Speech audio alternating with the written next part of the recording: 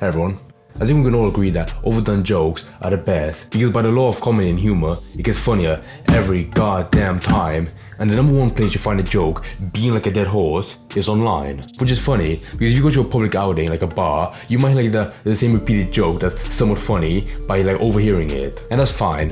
But if you're online and using like an app that's like a For You section, you are bound to see the same thing over 1,000 times before you get pissed off and you throw your phone against the wall. And today is exactly that. While we're talking about the hawk, I'm not gonna say, I can't even say it if I wanted to. Not only because it's annoying, but that lady that says it, she objectively has a good voice, you make it, somewhat funny. Where if some asshole like me tries to imitate it, it sounds, dumb and gay. I'm confident to say that every single person watching this video knows what I'm talking about. But for context, she came from like that one TikTok interview where a guy was walking around the street like on a Friday night asking girls, what makes the boyfriend turned on the most. It's one of those videos that's very fast paced and energetic. But in reality, it probably took like 2 hours recording the whole thing, interviewing each lady. Which he did, and then he came across the lady of the night, the favorite, that sounds f***ed up. That's not what I meant. I'm like, the lady, like the highlight of the video, not like a prostitute. That sounds so dumb. But he came across that lady, like the one that everyone recognizes. And I think that 90% of the people that know this meme only know her, and they haven't like watched the whole clip with everyone else. Now, I'm not gonna lie and say I was immediately a sour old man that didn't find the clip funny, because I wasn't. I did somewhat enjoy it.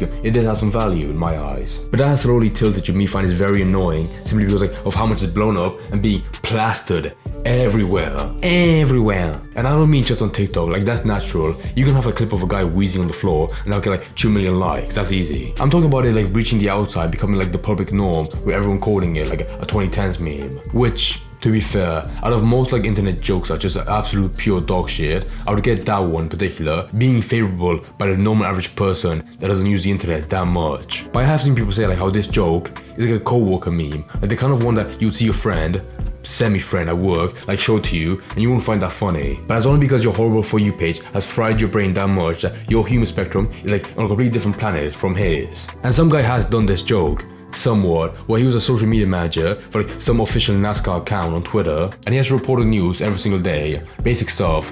But one day was somewhat rainy and had a race delayed, and he had to put up a picture, like an announcement, and he sneakily photoshopped a picture of that lady, up there in the corner. That's a joke for everyone to get, being like, oh, that's a hot tour girl, I get it, that makes you smile. And you know what? Not that bad. I mean, 500 people liked it, they found it funny.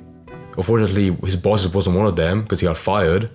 But hawk tool, right guys? But honestly though, that was dumb. I don't know, it wasn't like an outright offensive joke, I don't know why I got fired, but I'll get into the potential reason why they actually fired him in just a second. Because now, I have to bring up the financial success from this joke, because that's like half of the story right there. If people are quoting what you said, fair enough, but if you're making money from it, well, goddamn, I can't even be angry at that. I'm flabbergasted. Because the kind of audience that are eating up this meme right now is like old South people, like the people from Texas. I don't know where they lie on the political compass, because I don't know shit about that in the US, but it's definitely somewhere far leaning on either sides. And those kinds of people are the perfect customer base to buy dumb hats. Wow, look at all the color choices. This funny joke definitely warrants merchandise about it. That guy on the left in the picture, he's the guy that actually owns a company that makes all this shit, and which is like a simple collaboration. Which, I'm not shitting on him, I'm not doubting he didn't make any money from this, but it's really saying to me like he saw that one clip of her and it's like, oh my god, I have 50,000 hats in reserve. If I could just put Hawk 2 on them, I have oil beneath my feet, my god.